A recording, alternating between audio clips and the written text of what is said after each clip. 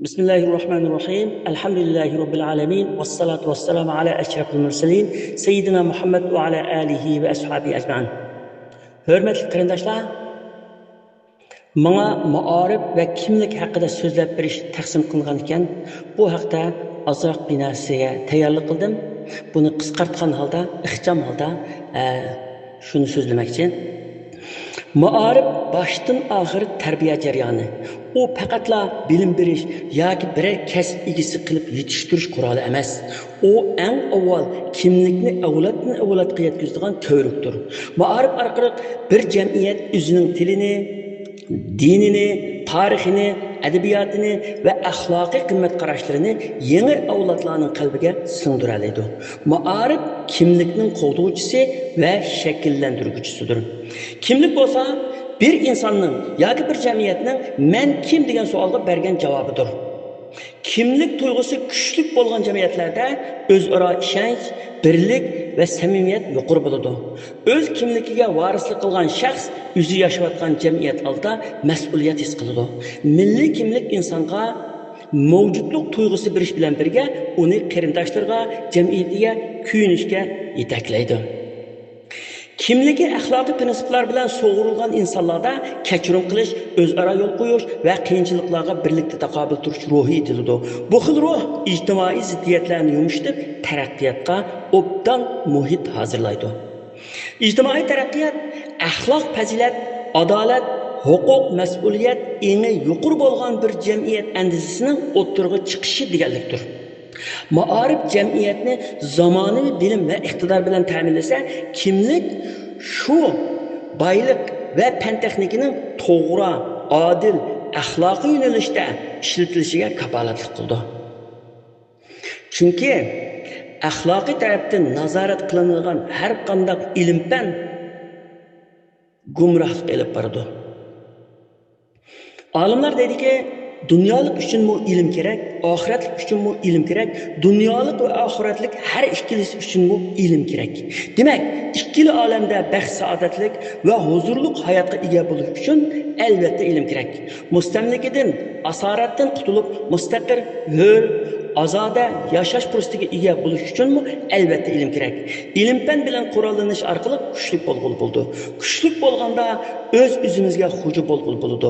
O'z o'zimizga xuju bo'lganda mavjudligimizni saqlab qolg'ul bo'ladi. Shunga o'qish, o'rganish biz uchun tanlash emas, balki farz va qarzdir. Maktab ilim beradigan sistemlik markazdir. Bu markazda bolalar ilim tahsil qilib qolmasdan, balki o'zining shaxsiyatini yetildirish, jamiyatga tayyorlanish degandek ko'p taraflamalik yetishib chiqadi. Maktab bolalarning oiladan chiqib, maktab bilan jamiyat bilan uchrashadigan tunji maydoni. Balalar maktabga berish orqali o'zining talantini va qobiliyatini o'ttirg'i chiqardi. Shunga balalarni maktabga berish intayin muhim. Balalarni maktabga berish har bir ota-ona uchun tanlash emas, balki majburiyat. Chunki maktablar ilm beradigan joylar bo'lib, ilm shaxslar va jamiyat uchun haqiqiy hayotlikdir. Her bir millet o'zining arzu armonlarini faqat ilm bilan amalga oshira olgan va shukrlikdan taraqqiy qila olgan. Chunki ilm taraqqiy qilishning va kuchli bo'lishning qurolidir. Bizdagi maktab hukmi vatanimiz Sharqiy Turkistonda kommunist rejimi davri surganligi uchun maktablarda ateizm tarbiyasi o'qitiladi. Adam maymundan kelgan deb dinsizlik darslari o'tilatdi. Shunga musulmon xalqimiz bolalarni maktabga berishni xohlamaydi. Berganda bu majburiy holda beratdi. Nurg'unlari orqa ish qilib bo'lsa-mu, pul xarjlab bolalarni maktabdan chiqarib oladi. Mahallalarda az sonda yoshurun madrasalar bo'lib, bolalarga iymon, islom o'rgatishni xohlagan ota-onalar ularni shu madrasalarga olib beradi. Madrasalardagi ustozlarmi iqtidorining yetishicha bolalarga eng tez vaqtda ko'p diniy bilim o'rgatib olishga tirishadi. Shunga ana vatanda maktabdan madrasa albatta afzaldir. Endi ana vatandan ayrılıp chet elga tarqalgandan keyin chet ellardagi maktablarni xalqimiz ko'rdi va bu maktablarda ana vatandagidek ateizm darslari o'qitilmaydiganligini, hatto haftada bir qancha soat diniy darslarning o'qitilganligini bilgan bo'lsa-mu, yana nurg'un kishilar buni bilmaganlikdan chet ellardagi, hatto Turkiyadagi davlat maktablarini ona vatandagi kommunist maktablarga o'xshash ko'rib, bolalarini davlat maktablariga berishni qochirib kelmoqda. Hatto ba'zi kishilar Turkiyadagi davlat maktablarini tog'utni maktablari deb qaramoqda. Bu haqiqatan eng achinishli ahvol. Chet ellardagi davlat maktablari, dunyoning har qaysi joylaridagi davlat maktablari kommunist davlatlardagi maktablarga tubdan o'xshamaydi. Chunki bu maktablarda atizm darsligi o'qitilmaydi, dinsizlik tashviq qilinmaydi. Faqatla falsafa yoki dinlar tarixi darsliklarida atizm qatorliq ideologiyalar haqida umumiy ma'lumot beriladi xolos. Turkiya, Finlandiya va Germaniya qatorliq davlatlarning davlat maktablarida boshlang'ich maktabdan to'liq o'ttirini bitirgunga qadar o'quvchilar islomiy darsliklarni o'qiydi. Ya'ni har millat o'zining diniy darslarini o'qiydi. Chet ellardagi madrasalar, musulmon davlatlarning hammasida islomiy madrasalar bor. Hatto musulmon emas davlatlarda yashaydigan musulmonlar bor joylardami islomiy madrasalar topiladi. Masalan, Amerika, Avstraliya, Kanada, Yevropa davlatlari qatorliqlarga o'xshash. Bu madrasalar bolalarga aqida, ibodat, axloq, Qur'on o'qishni o'rgatish degandek darslarni beradi va ba'zi bolalarga Qur'on Karimni to'liq yodlatadi. Madrasalar asosliq axloq, e'tiqod va kimlik tarbiyasiga bakroq ahamiyat beradi. Ma'naviyat va axloq bolalarning o'z kimligini tonishi, adab axloqliq bo'lishi va ma'naviy qimmat qarashini tiklishida muhim rol o'ynaydi. Uningdan boshqa bolalarga o'z tili, tarixi, an'anasini sistemalik o'rgatish fursatimi yaratib beriladi. Xulos qilganda, bolalarning zamoniy davlat maktablarida o'qishi ularning ilmiy safosini o'stirib, kelgusiga puxta qadam bosishiga kafolatlik qiladi.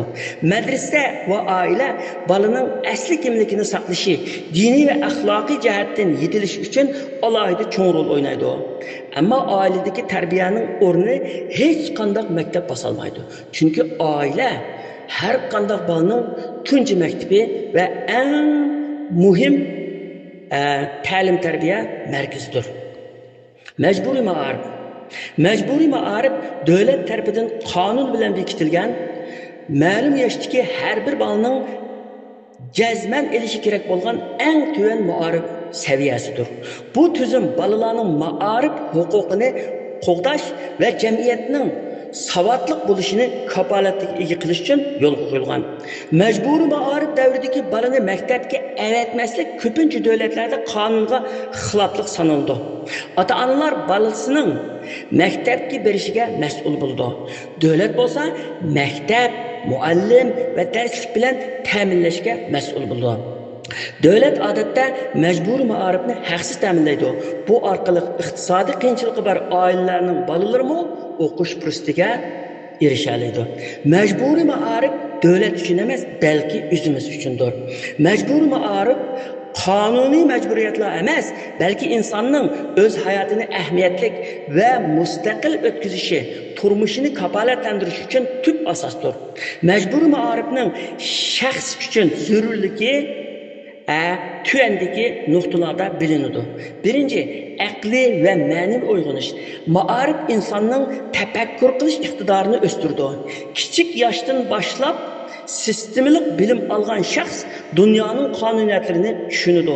Har bir masalani aql süzgüçüden o'tkazishni o'rganadi. Ikkinchi, ijtimoiy huquq va o'z-o'zini qo'llash. Bilimsizlik ko'pincha ahvollarda ojizlikni keltirib chiqaradi. Majburiy ma'arif bosqichini tamomlagan shaxs o'zining qonuniy huquq majburiyatlarini biladi. Aldanishga yoki zulmga qat'iy yo'l qo'ymaydi. Jamiyatning aktiv bir a'zosi sifatida bir kishilik hassasini qo'sha oladi. Uchinchi, iqtisodiy mustaqillikning birinchi qadami. Bugungi dunyoda savodsiz yoki ma'arif tarbiyasi ko'rmagan kishining muqim va kafolatlik bir xizmat tepishi, o'zi mustaqil ish qilgandimi taraqqiy qildira olishi tez. Chunki ma'arif shaxsga turmush kechirish uchun zarur bo'lgan asosiy mahoratlarni o'qish, yozish, hisoblash, plan tuzish qatorliqlarni o'rgatadi. Onundan başqa yana kelgusida kasbiy texnika yoki oliy bilim elish uchun palampaylik rolini o'ynaydi. 4. Axloq va mas'uliyatchanlik. Maktab faqat bilim beradigan joylar emas, balki kollektiv turmushini, boshqalarni hurmatlashni, beg'ishlashni, o'zininkini bilishni va ko'plagan ijtimoiy axloqni o'rgatadigan joy. Maktablarmi ma'sum emas. Mayli dunyoning qandaqlar yerida bo'lmasin, din ve ahlak faziletini kural kılmagan mekteplerinin farzandlarimizga iman, ahlak, fazilet ve kıymet qarashlarını berilishi mumkin emas. Onun üstüge bundak mekteplerde İslam akidesiga, ahlakka ve Müslümanlardaki kıymet qarashlarga zid keladigan iqlim ve ta'sirlarning bo'lishi tabiiy ahvol. Ama dersliklerge az bolsumu dini ve ahlaki derslerini kirgizgen mekteplerinin ahvali yanıla başkaça buluşu mümkün. Türkiye'dekiye okşaş din ve ahlak derslikleri bar mekteplerge qaraydigan bolsak mı? Bu mekteplerinin derslik programması intayin yaxşı tüzülgen bolsa mı? Köp sallık muallimlerinin ilmi ve ahlaki sapası, fikir qarışı g'alati bo'lganlikdan o'quvchilarga salbiy ta'sir beradiganligimi bir reallik. Undaqda qanday qilish kerak? Bolalarni maktabga berishni voz kechish lozimmi? Albatta voz kechmaymiz. Farzandlarning tunji maktabi oilasidir. Farzandlar 0 yoshdan 6 yoshga qadar oilasida bo'ldi. Bu jarayon ota-onalarga Allah Taala ata qilgan qimmatli jarayon bo'lib, farzandlarining oppoq qalbiga iymon, islom, axloq va qimmat qarashlarini obdan yerlashtirish paytidir. Bu ota-ona bo'lg'uchilarning eng cho'ng burchi va gadallardagi eng muhim omonatdir. Chunki maktab bolalarga bilim berganning sirtida ko'p narsalarni o'rgata olsa-mu, ularga aqida, axloq va odamiylikni berelmeydi. Onu fakat aileler bereleydi. Şuna farzandlarni maktabga kallasi boş evetmeslik gerek. Farzandlar maktabga berishdan burun ularning mingisiga o'rinlashtirib olgandan keyin ular maktabga borganda islomga zid ideyalarni anglasa-mu, iymoni tavranmaydi va ezib ketmaydi. Bu nihoyat muhim bir nuqta. Ata-onalarning bundan g'aflatda qolmasligi lozim. Har qanday bola islom fitratiga tug'iladi, uni ata-onasi yahudi qiladi yoki xristian qiladi yoki majusi qiladi degan hadisning ruhi bo'yicha aytgandimi, bu ahvolda ata-ona bolalarning dinsiz bo'lib ketishi va yo'ldan chiqib ketishidan javobgarlikka tortildi. Chunki ata-onasi yaxshi tarbiya qilmagan bolani hech qanday oliy maktabmi tarbiya qilmaydi. Onun üstüge Allah Taala farzandlarning to'g'ri yo'ldan chiqib ketishiga maktabni emas, ota-onasini javobgar qilgan. Ya eyyuhallazina amanu qu anfusakum va ahlikum nara wa quduha an-nas wal hijaratu 'alayha malaikatun ghilazun shidad. Ey iman etganlar, o'zinglarni va bola chaqanglarni yiqilg'usi inson va tosh bo'ladigan, rahim qilmaydigan qattiq qo'l farishtalar muakkal bo'lgan do'zaxdan saqlanglar. Şuna en yaxshi tanlash farzandlarni davlatning sistemlik maktablarga berishdir. Bu dinimizda ikki ziyonning yenikrakini tartish deb atildi. Ammo maktabga berishdiki ba'zi xavflarni deb farzandlarni sistemlik maktabga bermaslik fitning ochiqida chapanni o't solganlik bo'lib qoladi. Farzandlarning iymonidan, axloqidan mas'ul kishilar ota-onalardir, maktablar emas. Ahvol bundoq ekan, ota-ona farzandlarni maktabga avatishdan burun qilishga tegishliklarini qilsa, bolalar maktabga borgandan keyinmi o'ng'ayliqcha esib ketmaydi va axloqiy jihatdanmi buzilmaydi. Bu ko'plarimizning beshidan o'tgan ish. Vatanda kommunizm sistemasidagi fanniy maktablarda o'qiganligimiz uchun siz va men kofir bo'lib ketmadik. Balki ota-onamiz kichigimizda yumron qalbimizga tergan iymon va axloqning uruqini ko'klatdik. Dunyoning har qaysi yerida bo'lsak bo'layli, bizning aramizdan istidodli ulamolar, ziyolilar barliqqa kelishi zarur bo'lgandek, mahoratli doktorlar, talantli yozuvchilar, iqtidorli siyosatchilar, advokatlar, kuchli egilik tikliguchilar, ko'zga ko'ringan shaxslar barliqqa kelishi lozim. Bular faqat sistemlik tarbiya ko'rgandilar an bo'ladi. Sistemlik ve diplomi itibarlı maktabga berish. Diplom yoki o'qish bitirish guvohnomasi bugungi jamiyatda faqat bir parcha qog'ozlar emas, balki insonning ijtimoiy va kasbiy hayotida nurg'un eshiklarni ochadigan ochqich hisoblanadi. Albatta, bilim va mahorat hammadan muhim, ammo diplomning jamiyat qurilisidagi rolini qat'iy salchoqlashga bo'lmaydi. Sizning dengizdek ilmingiz, deryodek mo'l tajribangiz bo'lsa-mu, diplomingiz bo'lmasa, siz hech qanday yerda ishingizni qila olmaysiz. Hatto mihrobga chiqib imomni qilmaydi sizni.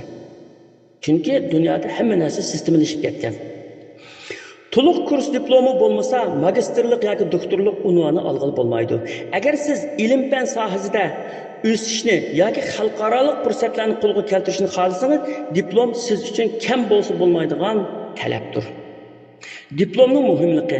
Diplom sizning ma'lum bir sohada bir bosqichlik jafoliq emgakingizning, savr toqatingizning va ilmiy asosinizning isbotidir. Nurg'unlagan kasbiy sohalarga qadam qo'yish uchun diplom kerak. U har bir soha uchun kirish bileti hisoblanadi. Diplom sizga texnik yuqori saviyalik xizmat fursatlarga erishish va kasbiy jihatda taraqqiy qilish fursatini yaratib beradi. Yana u sizning sistemlik tarbiya ko'rganligingizni, masalalarni hal qilish iqtidoringizning borligini jamiyatga jakarlaydi. Diplomingiz bo'lmasa, sizning dengizdek ilmingiz, mo'l tajribangiz bo'lganda-mu o'zingizni isbotlay olmaysiz va ko'zlagan sohaga kira olmaysiz. Diplom o'qigan hamma odam uchun shunchalik bak muhim. Biz Uyg'urlar uchun hammadan bak muhim. Chunki vatanimizning davosini qilish, xalqimizning og'iz zorlarini xalqi olamga bildirish orqali dunyoning qo'llashiga erishish uchun diplomlik, unvonlik azimatlarga intayin muhtojmiz. Bizning ma'arifimiz yondosh ma'arif bo'laydi. Farzandlarimizni davlat maktablariga bergandan keyin ularni diniy ve milli cihetten yetiştiriş için çokum özümüzün medrese ve kurslarga berişimiz zörür. Qaysi devlette turaylı ahval muşundaq bo'lishi kerak. Çünkü özümüzün medrese ve kurslarımız farzandlarimizga devlet ve mektep, devletin mektepleri birilmegenlerini, hatta ailedimi birilmegenlerini bireleydi. Onun üstüge Uyghur tilini saklaş için mu öz medreselerimizin rolü intayin çoğun. Medreselerini qat'iy unutmaslik kerak. Dinda o'qitmoqchi bo'lsangiz-mu, davlat maktabi yanada yaxshi. Turkiyada turishning eng cho'ng foydalaridan biri shuki, navoda siz farzandlaringizni diniy maktabda o'qitib, dinda olim qilmoqchi bo'lsangiz-mu, sizga bu fursat davlat maktablarida tepiladi. Türkiye'deki dini ma'arif sisteminin iki çoğun türükü bolgan İmam Hatip mektepleri ve ilahiyat fakülteleri özara zich bağlanışlık bulup devletinin resmi ma'arif kurulması içinde orun aldı. Bu iki organın rolü ve farkı hakkında kısaca düşendi. Birinci, İmam Hatip mektepleri. Bu mektepler o'ttir mektep ve tuluk o'ttira mektep basqıçıdan ibaret bulup Türkiye Muarif Ministerliği qaraydı. O'quvchilarga odatdagi fanlar, yani matematika, fizika, tarix qatorliqlarni birish bilan birga Qur'on Karim, arab tili, hadis, fiqh, islom tarixi qatorliq diniy fanlarni o'qitdi. Xizmat doirasi. Bu maktabni bitirganlar, yani bu İmam Hatip Lisesini bitirganlar mescidlerde imamlık yoki muazzinlik qilish salohiyatiga erishdi. Mushunda qilayotgan qarindoshlarimiz natijiq. Mushu bu yilning ichida Turkiyaning har qaysi joylarga imom bo'lib ketgan bizning Uyg'ur qarindoshlarimiz intayin chiq. Bu nayt yaxshi ahvol.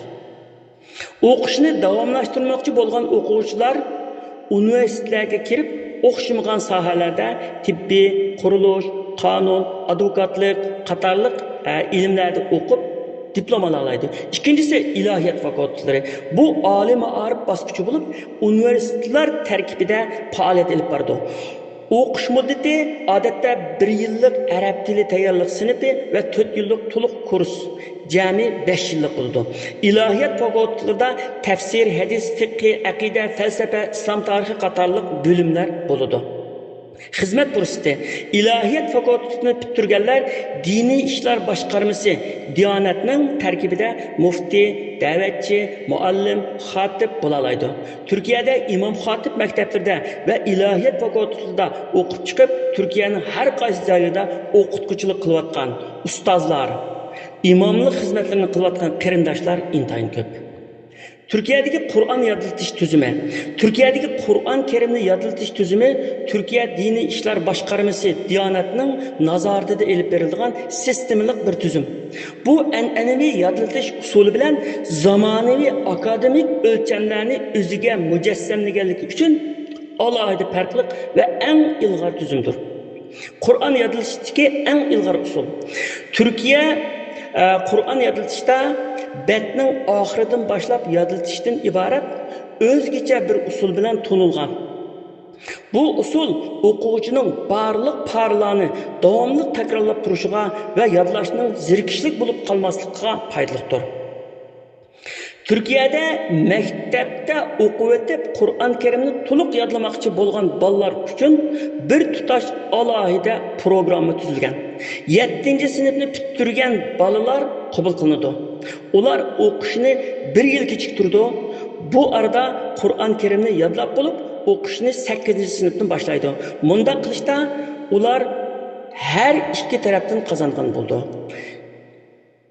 En tez yadılgan, en uzun vakti yadılgan balımı 24 ayda çokum yadlap buldu.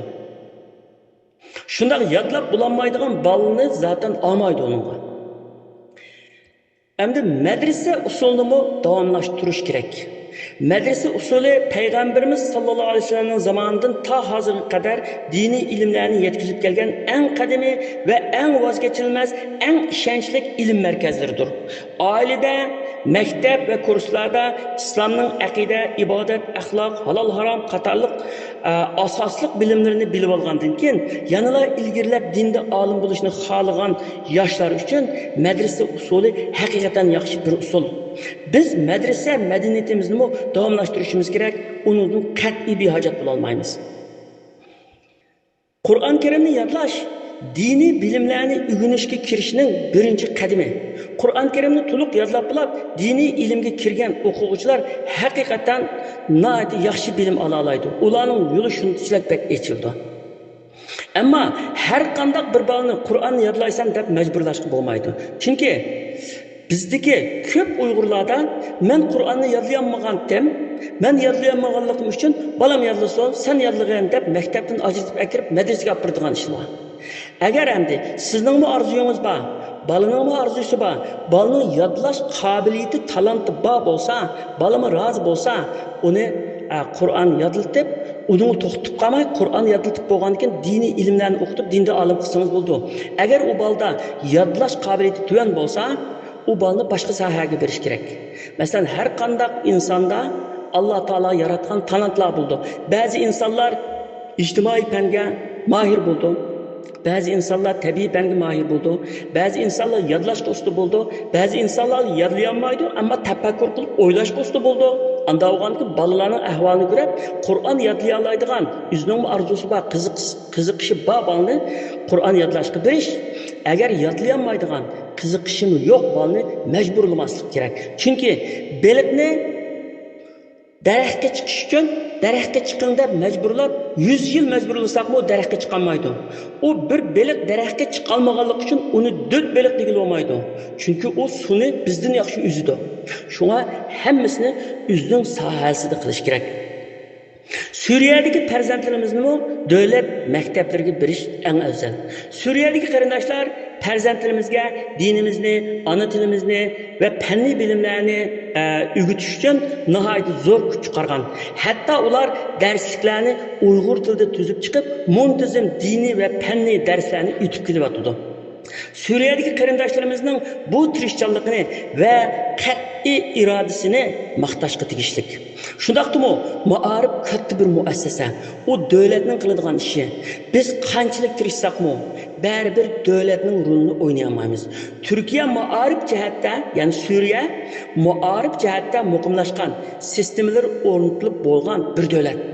Uning ustiga diniy darslarning mukammalligi Jihatdanmi Turkiyaning maktablaridan albatta yaxshi. Chunki unda diniy darslar ko'p. Yana kelib Suriyadagi farzandlarimizning arab tilini o'rganishi uchunmi zo'r foydali. Suriyadagi farzandlarimizning arab tilini mukammal o'rganishi ham dini ham fanni ilmlarda yetib chiqishi bak muhim. Chunki biz qaysi davlatda turayli, shu davlatning tilini mukammal o'rganmay turib, biz hargiz bosh ko'tarolmaymiz, cho'ng ishlarni qila olmaymiz.